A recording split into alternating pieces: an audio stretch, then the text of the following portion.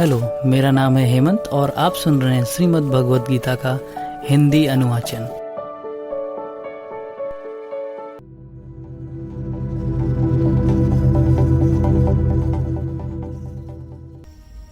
अथ अष्टादशो अध्याय, यह अंतिम अध्याय है। अर्जुन बोले, हे महाबाहो, हे अंतर्यामी, हे वासुदेव, मैं संन्यास और त्याग के तत्व को पृथक पृथक जानना चाहता हूँ। श्री भगवान बोले, कितने ही पंडित जन तो काम में कर्मों के त्याग को संन्यास समझते हैं तथा दूसरे विचार कुशल पुरुष सब कर्मों के फल के त्याग को त्याग कहते हैं। कई एक विद्वान ऐसा कहते हैं कि कर्म मात्र दोष युक्त हैं, इसलिए त्यागने के योग्य हैं, और दूसरे विद्वान यह कहते हैं कि यज्ञ, ज्ञान और तप रूप कर्म त्यागने योग्य नहीं है। हे पुरुष श्रेष्ठ अर्जुन, संन्यास और त्याग, इन दोनों में से पहले त्याग के विषय में तू मेरा निश्चय सुन, क्योंकि त्याग सात्विक, राजस और तामस भेद से 3 प्रकार कहा गया है। यज्ञ, दान और तप रूप कर्म त्याग करने के योग्य नहीं है, बल्कि वह तो अवश्य कर्तव्य है, क्योंकि यज्ञ, दान और तप ये तीनों ही कर्म बुद्धिमान पुरुषों को पवित्र करने वाले हैं।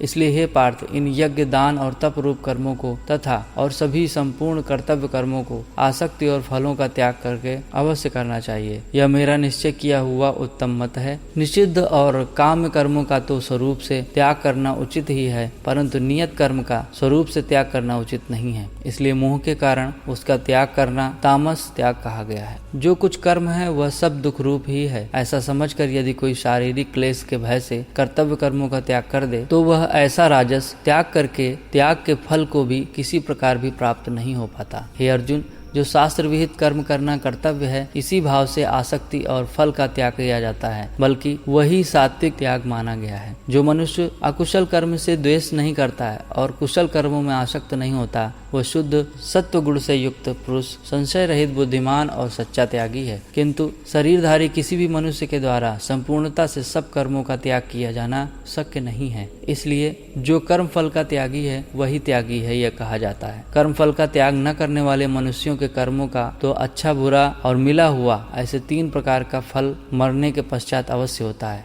किंतु कर्म फल का त्याग कर देने वाले मनुष्यों के कर्मों का फल किसी काल में भी नहीं होता। हे महाभाव, संपूर्ण कर्मों की सिद्धि के ये 5 हेतु कर्मों का अंत करने के लिए उपाय बतलाने वाले सांख्य शास्त्र में कहे गए हैं, उनको तू मुझसे भली भांति जान। इस विषय में अर्थात कर्मों की सिद्धि में अधिष्ठान और कर्ता तथा भिन्न भिन्न प्रकार के कारण एवं नाना प्रकार की अलग अलग चेष्टाएं, वैसे ही 5वां हेतु दैव है। मनुष्य मन, वाणी और शरीर से शास्त्रानुकूल अथवा विपरीत जो कुछ भी कर्म करता है, जिसके ये 5 कारण हैं। परंतु ऐसा होने पर भी जो मनुष्य अशुद्ध बुद्धि होने के कारण उस विषय में कर्मों के होने में केवल शुद्ध स्वरूप आत्मा को कर्ता समझता है, वो मलिन बुद्धि वाला अज्ञानी यथार्थ नहीं समझता। जिस प्रकार पुरुष के अंतःकरण में मैं करता हूँ ऐसा भाव नहीं है, जिसकी बुद्धि सांसारिक पदार्थों में और कर्मों में लिपायमान नहीं होती, वह पुरुष इन सब लोगों को मारकर वास्तव में न तो मारता है न पाप से बंधता है। ज्ञाता, ज्ञान और ज्ञेय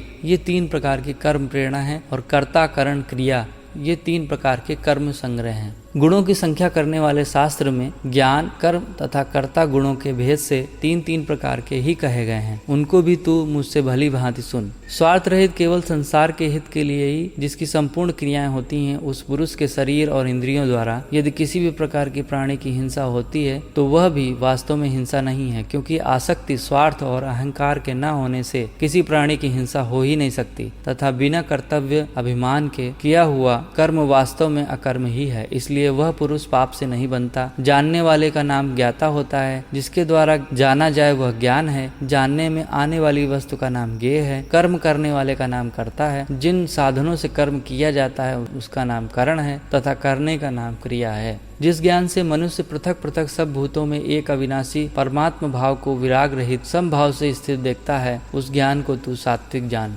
किंतु जो ज्ञान अर्थात जिस ज्ञान के द्वारा मनुष्य संपूर्ण भूतों में भिन्न भिन्न प्रकार के नाना भावों को अलग अलग जानता है, उस ज्ञान को तू राजस ज्ञान। परंतु जो ज्ञान एक कार्य रूप में शरीर में ही संपूर्ण के सदृश आसक्त है तथा जो बिना युक्ति वाला है, तात्विक अर्थ से रहित है और तुच्छ है, वह तामस कहा गया है। जो कर्म शास्त्र विधि से नियत किया हुआ और कर्तापन के अभिमान से रहित हो तथा फल न चाहने वाले पुरुष द्वारा बिना राग द्वेष के किया गया हो, वह सात्विक कहा जाता है। परंतु जो कर्म बहुत परिश्रम से युक्त होता है तथा तथा भोगों को चाहने वाले पुरुष द्वारा, अहंकार युक्त पुरुष द्वारा किया जाता है वह कर्म राजस कहा गया है। जो कर्म परिणाम, हानि, हिंसा, सामर्थ्य को न विचार कर केवल अज्ञान से आरंभ किया जाता है वह तामस कहा जाता है। जो कर्ता संग्रहित, अहंकार के वचन न बोलने वाला, धैर्य और उत्साह से युक्त, कार्य के सिद्ध होने और न होने में हर्ष, शोक आदि विकारों से रहित है वह सात्विक कहा जाता है। जो कर्ता आसक्ति से युक्त, कर्मों के फल को चाहने वाला, लोभी है, दूसरों को कष्ट देने के स्वभाव वाला, शुद्ध आचरणी है, हर्ष शोक से अशुद्धाचारी और हर्ष शोक से लिप्त वह राजस कहा गया है। जो कर्ता अयुक्त, शिक्षा से रहित, घमंडी,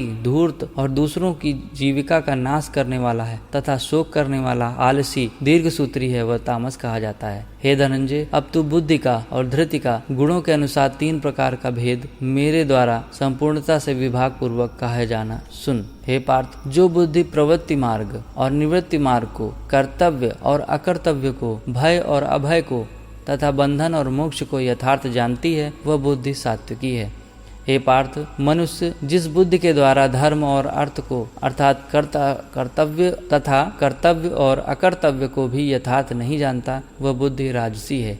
हे अर्जुन, जो तमोगुण से घिरी हुई बुद्धि अधर्म को यह धर्म है ऐसा मान लेती है तथा इसी प्रकार अन्य संपूर्ण पदार्थों को भी विपरीत मान लेती है वह बुद्धि तामसी है। हे पार्थ, जिस अव्यभिचारिणी धारण शक्ति से मनुष्य ध्यान योग के द्वारा मन, प्राण और इंद्रियों की क्रियाओं को धारण करता है वह धृति सात्विकी है। परंतु हे प्रथापुत्र अर्जुन, फल की इच्छा वाला मनुष्य जिस धारण शक्ति के द्वारा अन्य आसक्ति से धर्म, अर्थ और कामों को धारण करता है वह धारण शक्ति राजसी है। हे पार्थ, दुष्ट बुद्धि वाला मनुष्य जिस प्रकार धारण शक्ति के द्वारा निद्रा, भय, चिंता और दुख को, उन्मत्तता को नहीं छोड़ता है अर्थात धारण किए रहता है वह धारण शक्ति तामसी है। हे भरत श्रेष्ठ, अब 3 प्रकार के सुख को भी तू मुझसे सुन। जिस सुख में साधक मनुष्य भजन, ध्यान और सेवादि के अभ्यास से रमण करता है और जिससे दुखों के अंत को प्राप्त हो जाता है ऐसा सुख है वह आरंभ काल में यद्यपि विष के तुल्य प्रतीत होता है परंतु परिणाम में अमृत के तुल्य है, इसलिए वह परमात्म विषयक बुद्धि के प्रसाद से उत्पन्न होने वाला सुख सात्विक कहा गया है। जो सुख विषय और इंद्रियों के संयोग से होता है वह पहले भोग काल में अमृत के तुल्य प्रतीत होने पर भी परिणाम के विष के तुल्य है, इसलिए वह सुख राजस कहा गया है। जो सुख भोग काल में परिणाम में भी आत्मा को मोहित करने वाला है वह निद्रा, आलस्य और प्रमाद से उत्पन्न सुख तामस कहा गया है। पृथ्वी में या आकाश में अथवा देवताओं में तथा इनके सिवा और भी कहीं ऐसा कोई भी सत्व नहीं है जो प्रकृति से उत्पन्न इन तीनों गुणों से रहित हो। हे परंतप, ब्राह्मण, क्षत्रिय और वैश्यों के तथा शूद्रों के कर्म भाव से उत्पन्न गुणों द्वारा विभक्त किए गए हैं। अंतःकरण का निग्रह करना, इंद्रियों का दमन करना, धर्म पालन के लिए कष्ट सहना, बाहर भीतर से शुद्ध रहना, दूसरों के अपराधों को क्षमा करना, मन, इंद्रिय और शरीर को सरल रखना, वेद शास्त्र, ईश्वर, परलोक आदि में श्रद्धा रखना, वेद शास्त्रों का अध्ययन अध्यापन करना और परमात्मा के तत्व का अनुभव करना, ये सब के सब ब्राह्मण के स्वाभाविक कर्म है। शूरवीरता, तेज, धैर्य, चतुरता और युद्ध में न भागना, दान देना और स्वामी भाव के ये सब क्षत्रिय के स्वभाव हैं। खेती, गोपालन, क्रय विक्रय रूप सत्य व्यवहार ये वैश्य के स्वाभाविक कर्म हैं तथा सब वर्णों की सेवा करना शूद्र का भी स्वाभाविक कर्म है। अपने स्वाभाविक कर्मों में लगा हुआ मनुष्य जिस प्रकार से कर्म करके परम सिद्ध को प्राप्त होता है उस विधि को तू सुन। जिस प्रकार परमेश्वर से संपूर्ण प्राणियों की उत्पत्ति हुई है और जिससे यह समस्त जगत व्याप्त है, उस परमेश्वर की अपने स्वाभाविक कर्मों द्वारा पूजा करके मनुष्य परम सिद्ध को प्राप्त हो जाता है। अच्छे प्रकार आचरण किए हुए दूसरे के धर्म से गुण रहित भी अपना धर्म श्रेष्ठ है, क्योंकि स्वभाव से नियत किए हुए स्वधर्म रूप कर्म को करता हुआ मनुष्य पाप को नहीं प्राप्त होता। अतएव हे कुंती पुत्र, दोष युक्त होने पर भी सहज कर्म को नहीं त्यागना चाहिए, क्योंकि धुएं से अग्नि की भांति सभी कर्म किसी न किसी दोष से युक्त हैं। सर्वत्र आसक्ति रहित बुद्धि वाला, स्पृहा रहित और जीते हुए अंतःकरण वाला पुरुष सांख्य योग के द्वारा उस परम निष्कर्म सिद्धि को प्राप्त होता है जो कि ज्ञान योग की परानिष्ठा है। उस निष्कर्म सिद्ध को जिस प्रकार से प्राप्त होकर मनुष्य ब्रह्म को प्राप्त होता है, उस प्रकार हे कुंती पुत्र तू संक्षेप में ही मुझसे समझ। विशुद्ध बुद्धि से युक्त तथा हल्का, सात्विक और नियमित भोजन करने वाला, शब्दादि विषयों का त्याग करके एकांत और शुद्ध देश का सेवन करने वाला, सात्विक धारण शक्ति के द्वारा अंतःकरण और इंद्रियों को संयम करके मन, वाणी, शरीर को वश में कर लेने वाला, राग द्वेष को सर्वथा नष्ट करके भली भांति दृढ़ वैराग्य का आश्रय लेने वाला तथा अहंकार, बल, घमंड, काम, क्रोध और परिग्रह का त्याग करके निरंतर ध्यान योग के परायण रहने वाला ममता रहित और शांति युक्त पुरुष सच्चिदानंद घन ब्रह्म में अभिन्न भाव से स्थित होने का पात्र होता है। फिर वह सच्चिदानंद घन ब्रह्म में ही एक ही भाव से स्थित प्रसन्न मन वाला योगी न तो किसी के लिए शोक करता है, न किसी की आकांक्षा ही करता है। ऐसा समस्त प्राणियों में समभाव योगी मेरी पराभक्ति को प्राप्त हो जाता है। उस पराभक्ति के द्वारा वह मुझ परमात्मा में जो कि मैं हूँ और जितना हूँ ठीक वैसे का वैसा तत्व से जान लेता है तथा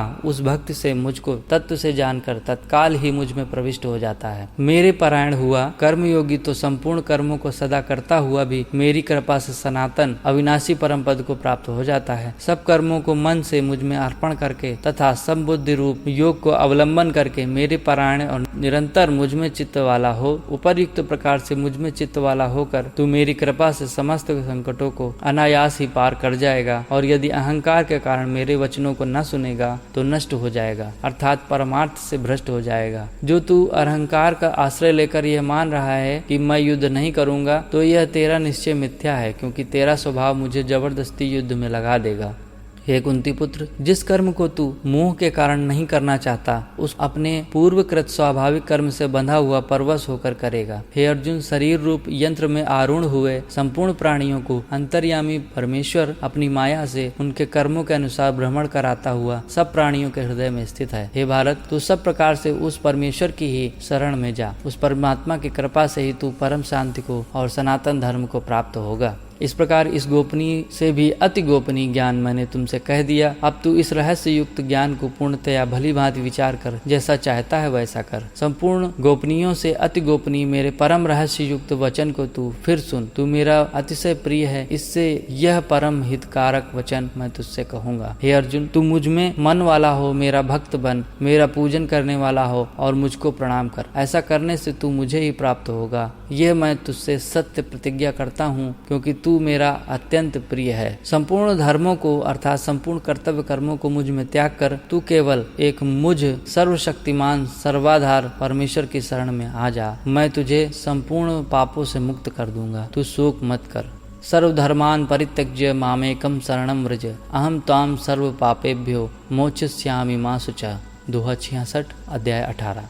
तुझे यह गीता रूप रहस्यमय उपदेश किसी भी काल में न तो तप रहित मनुष्य से कहना चाहिए, न भक्त रहित से, और न बिना सुनने की इच्छा वाले से ही कहना चाहिए। तथा जो मुझ में दोष दृष्टि रखता हो उससे तो यह कदापि नहीं कहना चाहिए। जो पुरुष मुझ में परम प्रेम करके इस परम रहस्य युक्त गीता शास्त्र को मेरे भक्तों में कहेगा, वो मुझको ही प्राप्त होगा, इसमें कोई संदेह नहीं है। उससे बढ़कर मेरा प्रिय कार्य करने वाला मनुष्यों में कोई भी नहीं है, तथा पृथ्वी भर में उससे बढ़कर मेरा प्रिय दूसरा कोई भविष्य में भी नहीं होगा। जो पुरुष इस धर्म में हम दोनों के संवाद रूप गीता शास्त्र को पढ़ेगा, उसके द्वारा भी मैं ज्ञान यज्ञ से पूजित होऊंगा, ऐसा मेरा मत है। जो मनुष्य श्रद्धा युक्त दोष रहित होकर इस गीता शास्त्र का श्रवण भी करेगा, वह भी पापों से मुक्त होकर उत्तम कर्म करने वालों के श्रेष्ठ लोकों को प्राप्त होगा। हे पार्थ, क्या इस गीता शास्त्र को तूने एकाग्र चित्र से श्रवण किया? और हे धनंजय, क्या तेरा अज्ञान जनित मोह नष्ट हो गया? अर्जुन बोले, हे अच्युत, आपकी कृपा से मेरा मोह नष्ट हो गया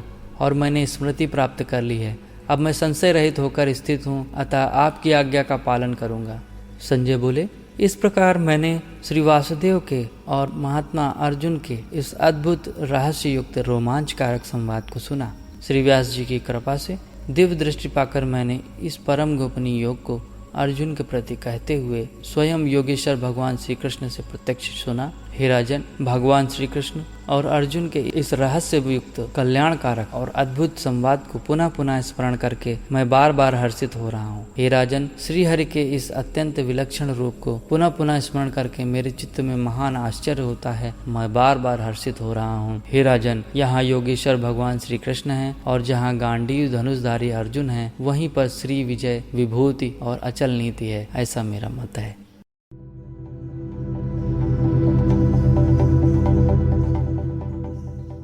तो यहाँ पर यह अध्याय समाप्त होता है। अगर आपको यह ऑडियो अच्छा लगा हो तो शेयर करें, चैनल को फॉलो कीजिए और लाइक कीजिए, कमेंट कीजिए। तब तक के लिए धन्यवाद।